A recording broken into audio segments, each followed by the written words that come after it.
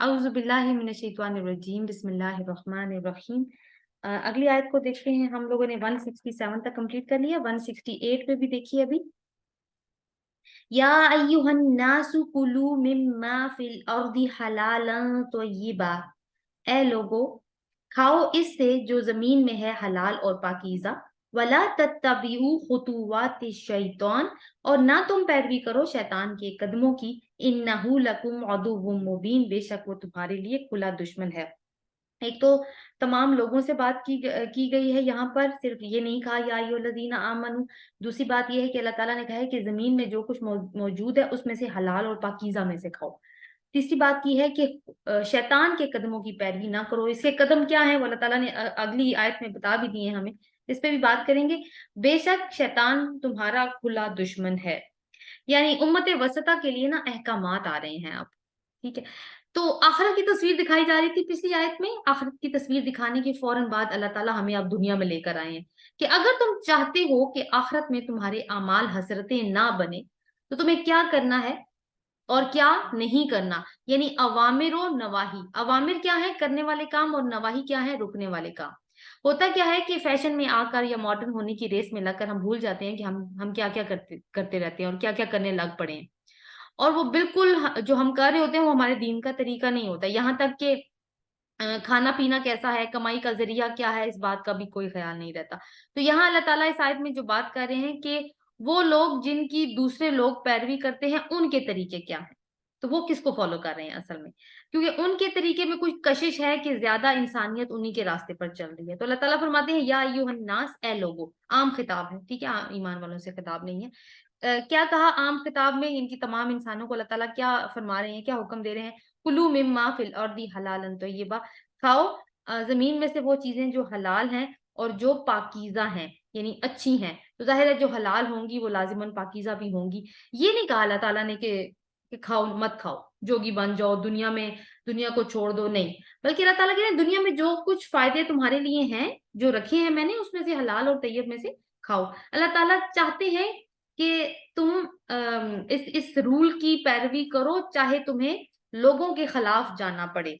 ये क्यों मैं बात कर रही हूँ लोगों के खिलाफ जाना पड़े, ये भी हमें बात समझ में आ जाएगी। शाह वली अल्लाह देहलवी ने ना बड़ा खूबसूरत एक कंपैरिजन किया है इस चीज के अंदर। वो फरमाते हैं कि अगर मुआशरा इस्लामी अतवार पर उस्तवार है तो हलाल हासिल करना आसान हो जाता है और हराम हासिल करना मुश्किल होता है। मगर दूसरी तरफ अगर मुआशरा इस्लामी नहीं है तो हराम की एक्सेस आसान होती है और हलाल की एक्सेस मुश्किल हो जाती है। तो इस ये जो सोसाइटी होती है ना, जहाँ पे हलाल को परसूट करना भी चाहे तो मुश्किल हो जाए, ये सोसाइटी शैतान के खुतुवात पर या शैतान के रास्ते पर होती है। और शैतान हमेशा हराम को या गलत चीजों को खूबसूरत बनाकर दिखाता है। तो मुसलमान अगर किसी ऐसे मुआशरे में हैं जो जो इस मतलब इस तरह की मुआशरा है कि जो हलाल में, जहाँ पे ज्यादा मुश्किल है हलाल ढूंढने में, और वो उस मुश्किल के अंदर रहते हुए भी हलाल की तलाश करता है, तो उसको कदम कदम पर इस हराम का जो वो जो हराम का खूबसूरत जाल शैतान फैलाता है ना, वो नजर आता है। मगर जो जो जिसकी डायरेक्शन सही होगी वो उसके ऊपर ध्यान नहीं देता। तो दीन का जो असल मकसद है ना, असल में वो हलाल को आसान करना है और हराम को मुश्किल बनाना है। लेकिन आज हम अपना हाल देखें, अपनी बात करें, तो हम एक सो कॉल्ड मुस्लिम सोसाइटी में रहते हैं। हर काम आप देखिए, खाने पीने को छोड़ दीजिए, क्योंकि खाना पीना तो अभी हम अल्हम्दुलिल्लाह ये हालात हैं कि हम हलाल खाना हासिल करना हमारे लिए मुश्किल काम नहीं है। लेकिन जो जो दूसरे काम हैं, यानी जायज काम, हलाल कामों को भी करवाने के लिए हराम तरीके अख्तियार करने पड़ते हैं। जैसे छोटी सी मिसाल ये है कि सही काम होता है, हमारा राइट होता है उस काम का, उसके लिए भी रिश्वतें देनी पड़ती हैं, चापलूसियां करनी पड़ती हैं, कितने झूठ बोलने पड़ते हैं, हालांकि सही काम होता है। तो ये जो मुआशरे का एक पूरा किरदार बन जाता है ना, आप देखिए कि कितना टॉक्सिक है उसमें, कितना एक टॉक्सिक मुआशरा बन जाता है, जो कि इंसान को मुश्किल कर देता है, इंसान के लिए कि वो हलाल रास्ते को परसूट करे, वो मजबूर करता है बार बार कि तुम हराम रास्ते की तरफ जाओ। तो कितना जरूरी है इस बात के ऊपर अमल करना कि अल्लाह ताला का कानून ही राइज किया जाए मुस्लिम सोसाइटीज के अंदर।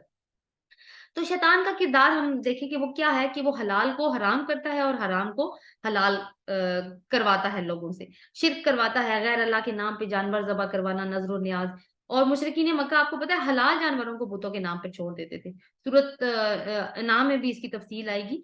अल्लाह ताला ने कहा है वो अद्दुव मुबीन, वो तुम्हारा खुला दुश्मन है, यानी एलानिया दुश्मनी का उसने इजहार किया, उसने अल्लाह ताला को चैलेंज दिया है। सूरह निसा की आयत नंबर 119 का तर्जुमा मैं आपके सामने रख रही हूँ। और शैतान ने कहा कि मैं तेरे बंदों में से अपना एक मुतय्यन हिस्सा अलग करके रहूंगा, मैं इनको गुमराह करूंगा और इनको आरजुओं के जाल में फंसाऊंगा, और इनको सुझाऊंगा तो वो चौपायों के कान काटेंगे, और इनको सुझाऊंगा तो वो अल्लाह की बनाई हुई फितरत को तब्दील करेंगे, और जो अल्लाह को छोड़कर शैतान को अपना कारसाज बनाएगा वो खुली हुई नाफरमानी में मुब्तला होगा। तो अब देखिए कि ये चैलेंज है जो अल्लाह ताला के सामने वो करके आया है कि मैं किस तरीके से अपना हिस्सा वसूल करूंगा तेरे बंदों में से, तरीके भी साथ में बताए हैं, ठीक है। तो ये क्या है, ये तरीके सारे, ये खुतुवात तो शैतान है। मजीद शैतान के खुतुवात या उसके स्टेप्स क्या हैं? खुतुवात, खतु या खत को आप समझ सकते हैं इस तरह से कि 2 कदमों के बीच के फासले को ना कहा जाता है। 168 में देखिए तो 169 में देखिए तो अल्लाह ताला फरमाते हैं कि इन्नमा यामुरुकुम बिस्सूई वल फहशा, बेशक वो हुक्म देता है तुम्हें बुराई का और बेहयाई का, व अन तकूलु अल्लाहि मा ला तालमून, और ये कि तुम अल्लाह के बारे में वो बातें कहो जो तुम नहीं जानते। तो अल्लाह ताला हमें शैतान का जो किरदार है उसके बारे में बता रहे हैं, और ये हमारा रब हमें बता रहा है, ये कोई और नहीं बता रहा कि हम ये कहें कि नहीं ये पता नहीं है, ये है बात, ये बात सही है या नहीं सही। ये बात हमारा रब बना रहा है जिसने हमें पैदा किया है, और उसने शैतान को भी पैदा किया। वो हमें उसका कैरेक्टर स्केच बहुत अच्छे बेहतर तरीके से बता सकता है, उसका तारुफ बहुत अच्छा दे सकता है। तो अब जो खुतुवात शैतान है उसकी मजीद क्या चीजें करता है कि वो 3 बातों का इंसानों को हुक्म देता है, 3 चीजों का। नंबर 1 सू, अंडरलाइन कर लीजिए इसको भी, फहशा, और तीसरा तो पूरा एक्सप्रेशन है व अन तकूलु अल्लाहि मा ला तालमून, और कि तुम अल्लाह के बारे में वो बातें कहो जो तुम नहीं जानते। पहली चीज है सू, बिस्सूई, बुराई का, यानी बी जो है ना वो तो हर्फ है, तो साथ में जो सू है वो नाउन है। अब सू क्या चीज होता है?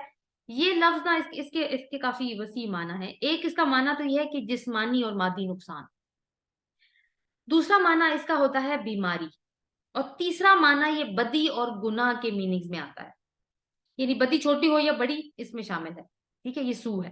फहशा क्या है? बेहयाई के काम, जैसा तर्जुमे में लिखा हुआ है, बदकारी, जिना, अमले कौमे लूत, ये जिस्मानी नुमाइश, जो अभी जो आप देखिए वो जो LGBTQ वाले काम शुरू हो गए थे, ये खवातीन का जो वो मेरा जिस्म मेरी मेरी मर्जी और इस तरह की बातें, फाहशा, फाहशी। फिर जो अरब जो है वो नंगा तवाफ किया करते थे काबा के आसपास।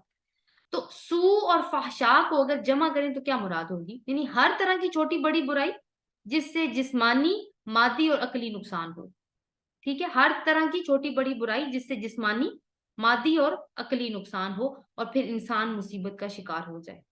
तीसरी चीज कि अल्लाह के जिम्मे गलत बातें मंसूब करना, जैसे कि ये कहना कि अल्लाह ने फलां को अपना शरीक बना लिया, या माज अल्लाह ये कहना कि उसकी औलाद है, या हलाल को हराम और हराम को हलाल करार दे देना, उसके अहकामात को बदल देना। ये सब क्या है? ये अल्लाह के जिम्मे, वो अल्लाह के जिम्मे झूठ बांधना, यूं कह सकते हैं, वो बातें करना जो अल्लाह ताला ने नहीं फरमाई। और ये सारी चीजें वो है, देखिए, हलाल को हराम करना और हराम को हलाल करना, अल्लाह ताला ने अंबिया को भी इसका इख्तियार नहीं दिया। वो आपको पता है रसूलुल्लाह सल्लल्लाहु अलैहि वसल्लम ने वो शहद का जो मामला हुआ था, तो अल्लाह ताला ने कहा था कि नहीं आपको अपनी कसम तोड़नी पड़ेगी, क्योंकि नबी अगर ये काम इस तरह से वो करेगा, कोई कोई ट्रेडिशन सेट करेगा, ट्रेंड सेट करेगा, तो उम्मती तो यही समझेंगे ना कि नहीं वाकई ये बात जो है वो दीन का हिस्सा है। तो ये इतना नाजुक मामला है कि अल्लाह ताला ने किसी के भी हाथ में ये मामला नहीं दिया हलाल हराम वाला। तो ये सब चीजें जो हमने 3 ऊपर पढ़ी, आप देखिए कि ये इंसानों को सीधे रास्ते से हटाती हैं। क्या इसका रिजल्ट होता है? इखलाकी पस्ती, जहनी जवाल, दिल गंदे हो जाते हैं।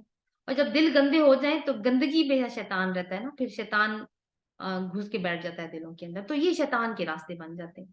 अब ऊपर हुक्म गुजरा कि कैसा खाना खाओ जो अल्लाह सुब्हाना ताला की तरफ से है, और यहाँ पर शैतान के अहकामात और खुतुवात का ये खुतुवात और शैतान का जिक्र हुआ है। इन दोनों में इतना वाज़ेह फर्क है कि कोई भी सलीमुल फितरत इंसान इनको पहचान जाए।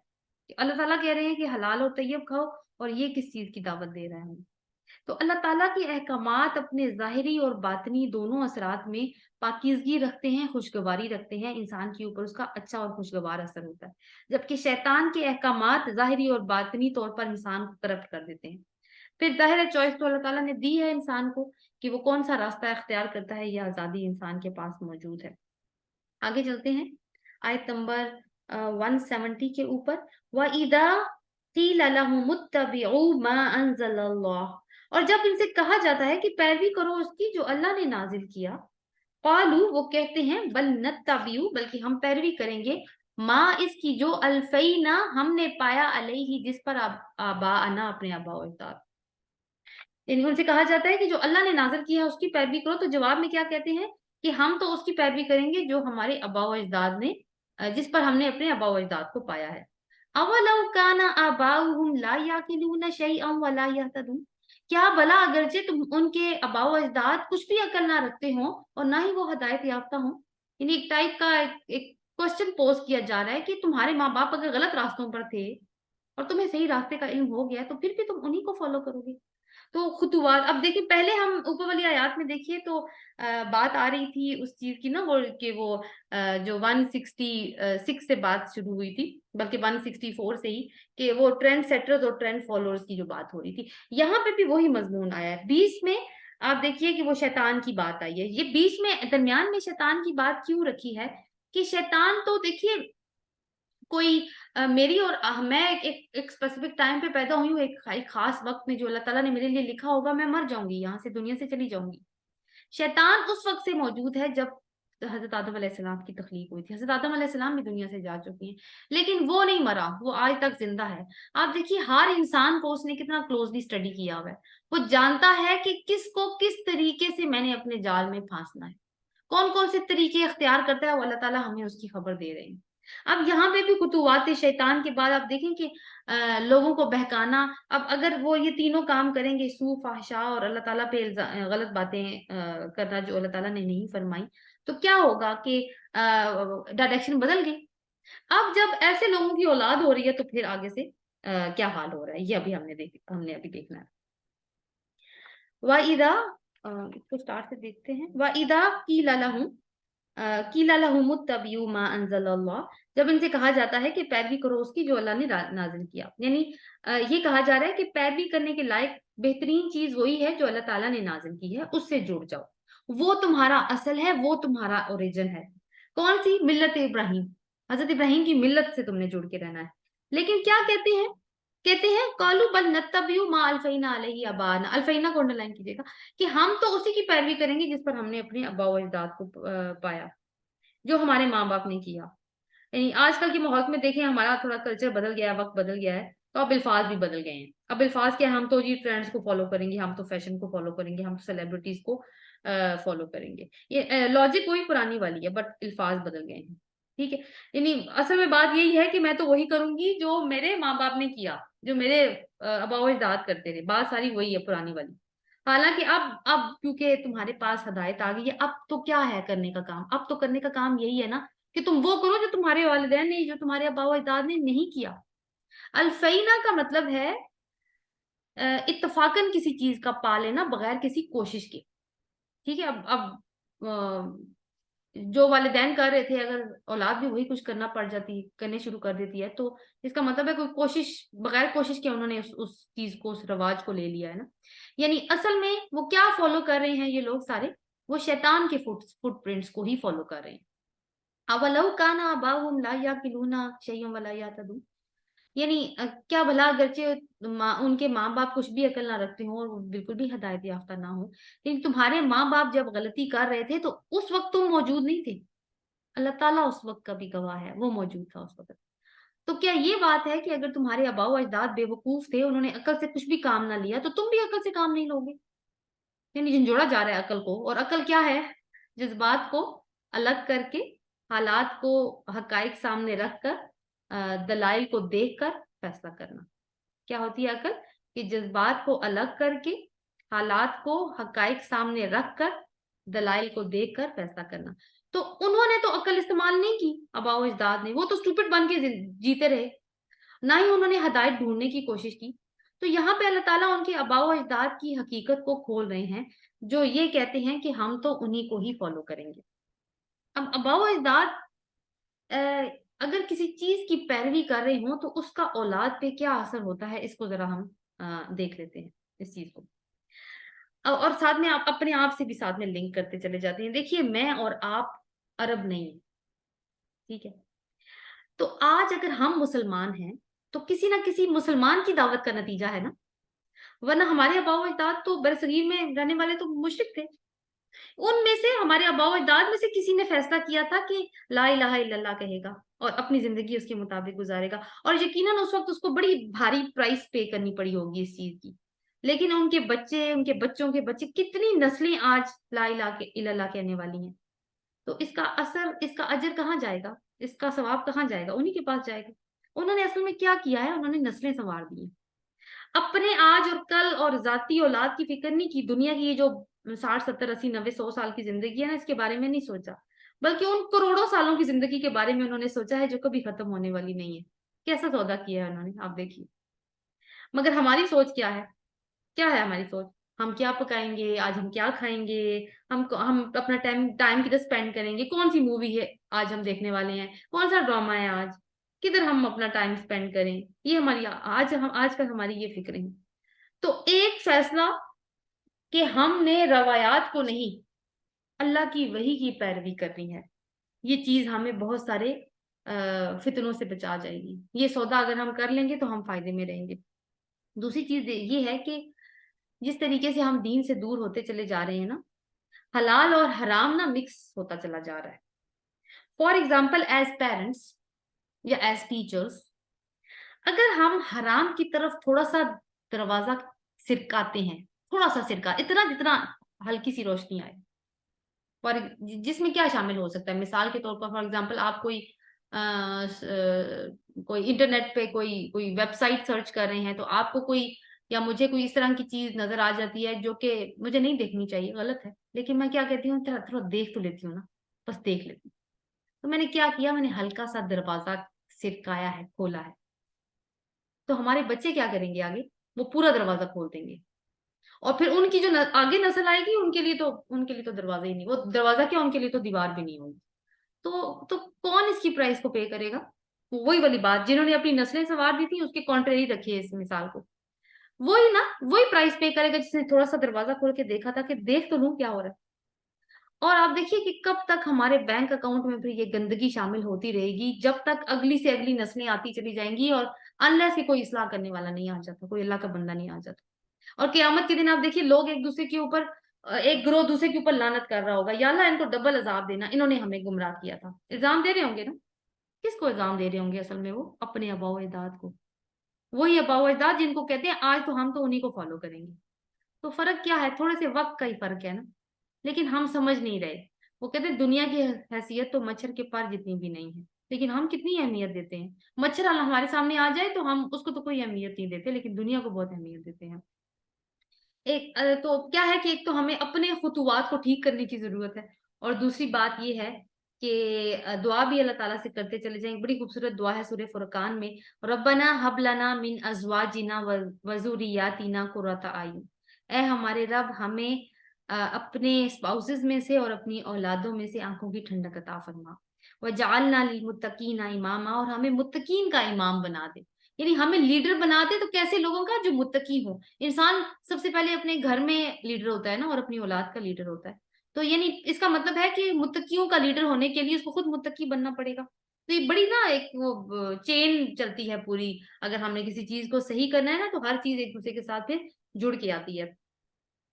اگلی والی آیت دیکھیے 171، وَمَثَلُ الَّذِينَ كَفَرُوا، اور مثال ان لوگوں کی جنہوں نے کفر کیا، کَمَثَلِ الَّذِي، مانند مثال اس کے ہے جو يَنْعِقُ بِمَا لَا يَسْمَعُ إِلَّا دُعَاءً وَنِدَاءً، جو چیخ کر پکارتا ہے اسے جو نہیں سنتا مگر پکار اور آواز۔ یعنی ان لوگوں کی مثال جنہوں نے کفر کیا، ان کی مثال کن کی ہے؟ ایک دوسری مثال جیسی ہے، جس میں ایک شخص زور زور سے پکار رہا ہے، مگر کن لوگوں کو پکار رہا ہے؟ جو سن نہیں رہے۔ क्या सुन रहे हैं? वो पुकार और आवाज सुन रहे हैं, यानी कोई शोर सा सुनाई दे रहा है उनको, लेकिन आवाज कोई सेंस नहीं, अल्फाज कोई सेंस नहीं बना रहे उनके। सुम्मुम बुकमुन उमयुन फहुम ला याकिलून, बहरे, गूंगे और अंधे हैं, बस वो नहीं अकल रखते। तो अरबी में ना समझाने के असल में दो तरीके हैं, उर्दू में भी यही है कि तमसील और तशबीह से काम लिया जाता है। तशबीह में तो ये है कि एक चीज को, एक कॉन्सेप्ट को पूरे का पूरा दूसरे कॉन्सेप्ट के जरिए समझाया जाता है। जैसे एक कहानी के जरिए ना पूरा नया कॉन्सेप्ट समझा देना, और हर छोटी से छोटी डिटेल उसके अंदर कवर हो जाती है, जो जो कि नए कॉन्सेप्ट को हमने इंट्रोड्यूस करने में इस्तेमाल करनी है। तमसील उससे थोड़ी अलग होती है, उसमें ये क्या होता है कि एक सिचुएशन का दूसरी सिचुएशन से मुकाबला किया जाता है, और इसमें हर छोटी छोटी डिटेल को कवर नहीं किया जाता, बल्कि मोटी सी बात की जाती है। और ये लाइक दोनों में फर्क है। तो ये जो आयत है ना, ये तमसील है इन लोगों की जो काफिर है। और काफिर कौन है यहाँ? जिन्होंने वही को झुटला दिया और अपनी रवायात को पकड़ कर रखा। यनक का लफ्ज इस्तेमाल हुआ। यनक का मतलब है कि जो अपनी आवाज को बुलंद करता है। खास तौर पर आप देखिए कि जो गडरिया होता है ना, जो जानवरों को हाँकता है, वो अपनी आवाजें बुलंद करता है। क्यों? ताकि जानवर जो मवेशी वगैरह उसके गले में है वो एक डिसिप्लिन के साथ रहे। यहाँ पर पुकारने वाला कौन होगा काफिरों को? रसूल। और वो पुकार रहा है यानी काफिरों को या डिसबिलीवर्स को, तो एक सिचुएशन का तकाबुल हो रहा है दूसरी सिचुएशन के साथ। तो पुकारने वाला ऊंची आवाज से पुकार रहा है। किनको? एक ऐसी मखलूक को जो सुन नहीं रही। लेकिन सुन क्या रही है? दुआ और निदा। यानी अरबी में दुआ और निदा मुहावरतन बोला जाता है जब कोई किसी की आवाज नहीं सुनता ना, लेकिन बस उसको शोर ही सुनाई देता है, अल्फाज समझ में नहीं आ रहे होते, आवाज सिर्फ कानों से टकरा रही होती है, तो उसको कहा जाता है दुआ और निदा।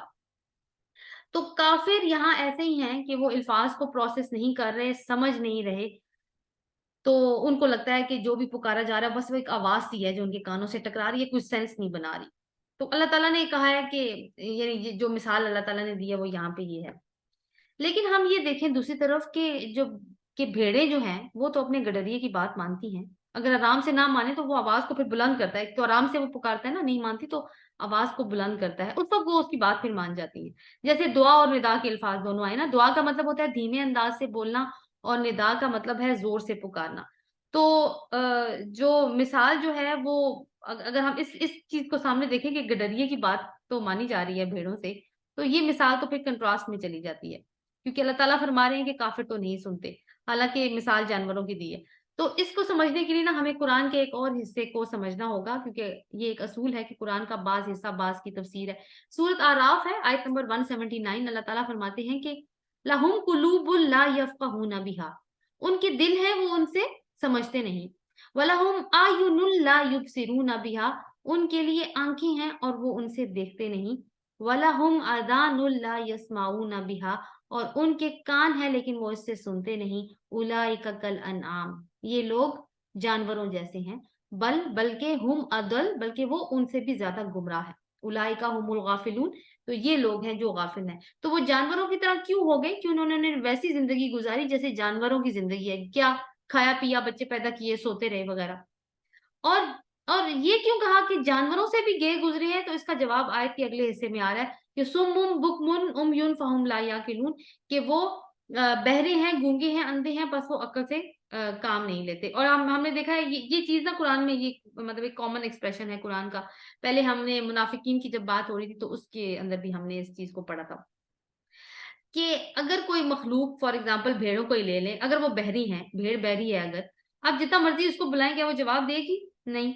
फिर अगर ये भेड़ जो बहरी है गुम हो जाए तो सुन तो वो सकती नहीं है, तो अब क्या करेगी? कैसे अपने मालिक को बुलाएगी? इसलिए कि क्योंकि सुन नहीं सकती ना, तो बोल भी नहीं सकेगी।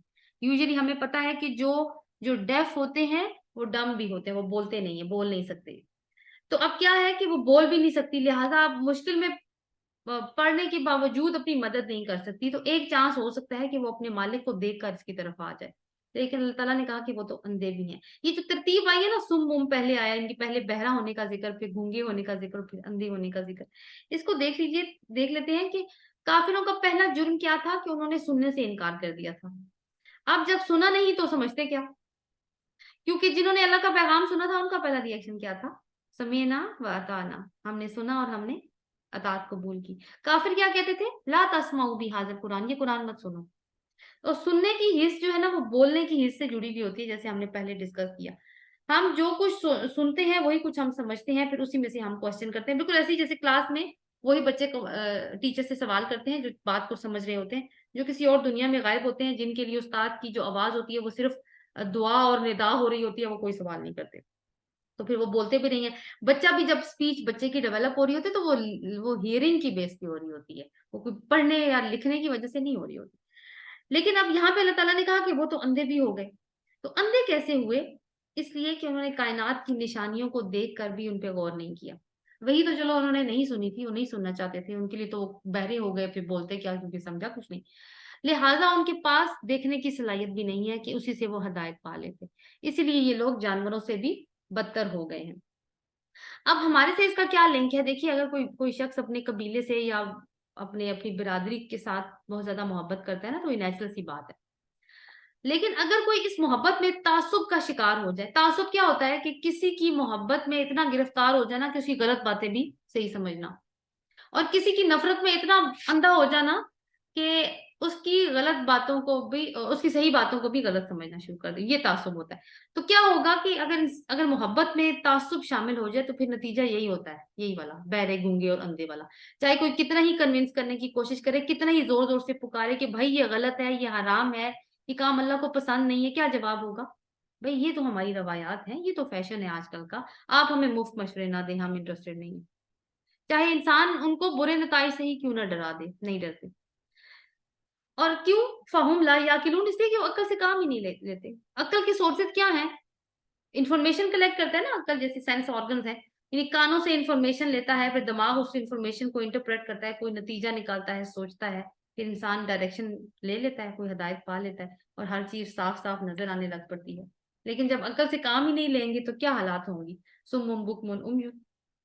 یا ایھا الذین آمنوا کلوا من طیبات ما رزقناکم واشکروا للہ ان کنتم ایاہ تعبدون۔ اے لوگو جو ایمان لائے ہو، اب ایمان والوں سے خطاب ہے، تم پاکیزہ چیزوں میں سے کھاؤ جو ہم نے تم کو عطا کی ہیں، اور اللہ کا شکر ادا کرو اگر تم صرف اسی کی عبادت کرنے والے ہو۔ تو مسلمانوں کو کھانے پینے کے آداب سکھائے جا رہے ہیں کہ کس قسم کا کھانا کھاؤ، طیب کھانا یعنی پاکیزہ، ٹھیک ہے۔ طیب کیا ہے؟ غیر طیب کون سی چیزیں ہوں گی؟ جو حرام ہوں گی۔ طیب کون سی چیزیں ہیں؟ جو حلال ہیں۔ حرام چیزوں میں کیا؟ خنزیر یا بہتا ہوا خون، کسی اور اللہ کے علاوہ کسی اور کے نام پہ جانوروں کا ذبح کرنا اور کھانا وغیرہ، شراب، حرام کمائی۔ تو اللہ تعالیٰ نے یہ ان کی تعداد بہت کم ہے جو حرام ہے، اور جو حلال ہے ان کی کثیر تعداد موجود ہے، تو اللہ تعالیٰ کہتے ہیں ان میں سے کھاؤ۔ پچھلی آیت سے اس کا کیا لنک بنے گا کہ روایات کی آڑ میں، فیشن میں آ کے حرام کو حلال نہ کر لو، اور پھر کیا کہا؟ وَاشْكُرُوا لِلَّهِ، اللہ کا شکر ادا کرو۔ شکر کب ادا ہوتا ہے؟ جب انسان حلال پر مطمئن ہوتا ہے اور وہ حرام کی طرف نہیں دیکھتا۔ اور حرام کب کھایا جاتا ہے؟ جب انسان حلال پر راضی نہیں ہوتا، اس کو مزید چاہیے ہوتا ہے، اس کی بھوک نہیں سیٹسفائی ہو رہی ہوتی، تو ایسی صورت میں کیا وہ شکر گزار ہو سکتا ہے؟ کبھی بھی نہیں۔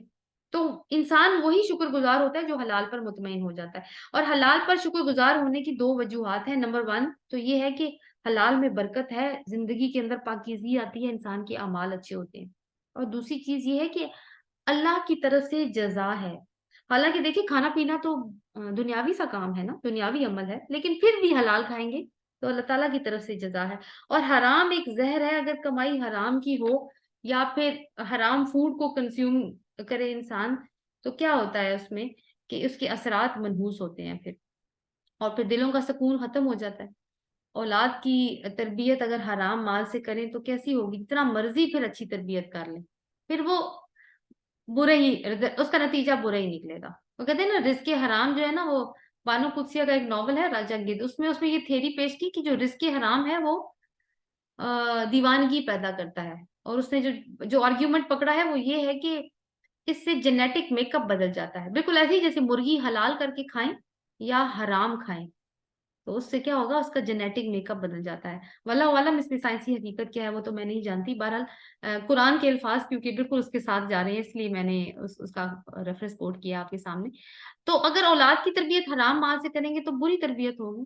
پھر حرام مال پہ جو جسم پرورش پا رہا ہے، نہ اس کی عبادات قبول ہو رہی ہیں، نہ وہ کوئی اگر انفاق کر رہا ہے وہ اس کی کوئی قبولیت نہیں ہے، اخلاقی برائیاں الگ سے جنم لیں گی، اور گھروں میں بے سکونی الگ پھیلے گی۔ تو حلال کھانا ممکن نہیں ہوگا جب تک کہ کیا نہ ہو؟ व इन कुंतुम इय्याहु ताबुदून, तुम सिर्फ उसी की इबादत करने वाले ना हो। अगर तुम सिर्फ और सिर्फ अल्लाह की, बल्कि कहा जाए अब आबिदून का लफ्ज आया ना, ताबुदून, अब्द, यानी तुम उसी की गुलामी करने वाले ना हो। इबादत के माना, क्योंकि लिमिटेड माना नहीं है इबादत के ना, तो अल्लाह की गुलामी करने वाले ना हो। और तुम इस बात का एतराफ करो कि तुम गुलाम हो, क्योंकि बहुत सारे लोग इबादत में बड़े पर्टिकुलर होते हैं, नमाजों की पूरी पाबंदी है, रोजे भी रखते हैं, हज और ज़कात सब कुछ, लेकिन क्या वो अल्लाह के अब्द हैं? क्या हम अल्लाह के अब्द हैं असल मानों में, या हमारा जोर भी सिर्फ ज़ाहिरी पूजा पाठ पे ही है, और रूह खत्म है अंदर से? क्यों कर रहे हैं नहीं पता, बस कर रहे हैं।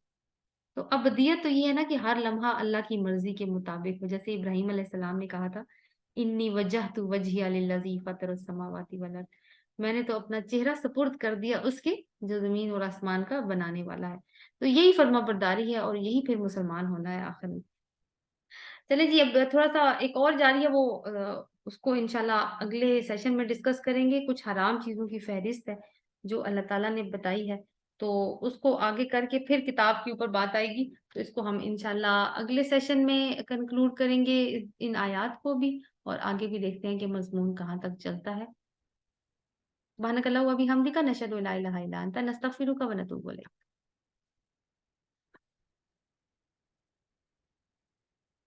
Let me stop the recording.